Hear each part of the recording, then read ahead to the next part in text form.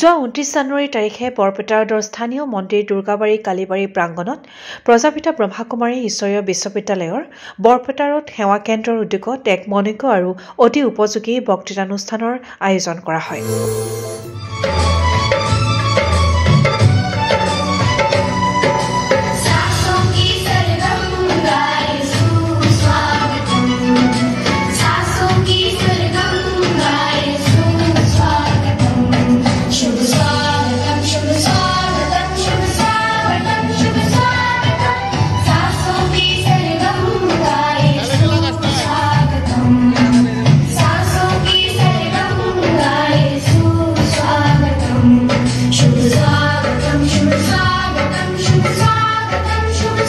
শান্তমন আনন্দময় জীৱন শীৰ্ষক বিষয়ৰ ওপৰত ব্ৰহ্মাকুমাৰ কবিৰ ভাইয়ে এক অতি প্ৰেৰণাদায়ক বক্তব্য প্ৰদান কৰে।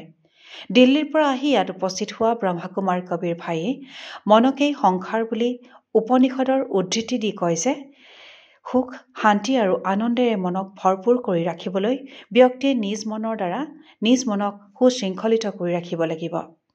আধ্যাত্মিক প্ৰজ্ঞা আৰু মেডিটেশ্যনৰ অনুশীলনেৰে মনক অনুশাসিত কৰি ৰাখিব পাৰি। কোনো ভৌতিক বা স্থূল বস্তু পদাৰ্থই মনক প্ৰকৃত শক্তিৰ যোগান ধৰিব নোৱাৰে। কেৱল আধ্যাত্মিক প্ৰজ্ঞা আৰু ৰাজযোগৰ দ্বাৰাহে এয়া সম্ভৱ হ'ব পাৰে।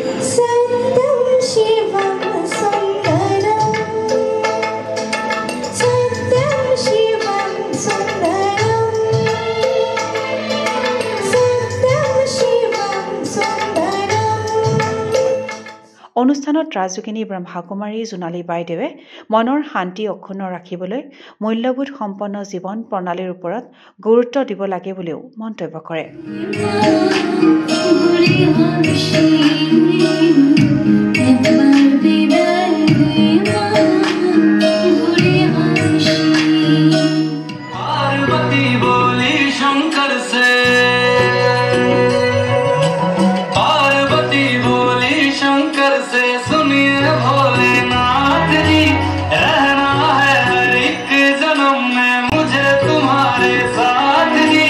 বৰপেটা ৰোড সেৱা কেন্দ্ৰৰ সঞ্চালিকা ব্ৰহ্মাকুমাৰী লাৱণ্য বাইদেৱে অতিথিসকলক সাদৰ সম্ভাষণ জনায়। ব্ৰহ্মাকুমাৰ চন্দন ভাইয়ে মঞ্চ পৰিচালনা কৰে।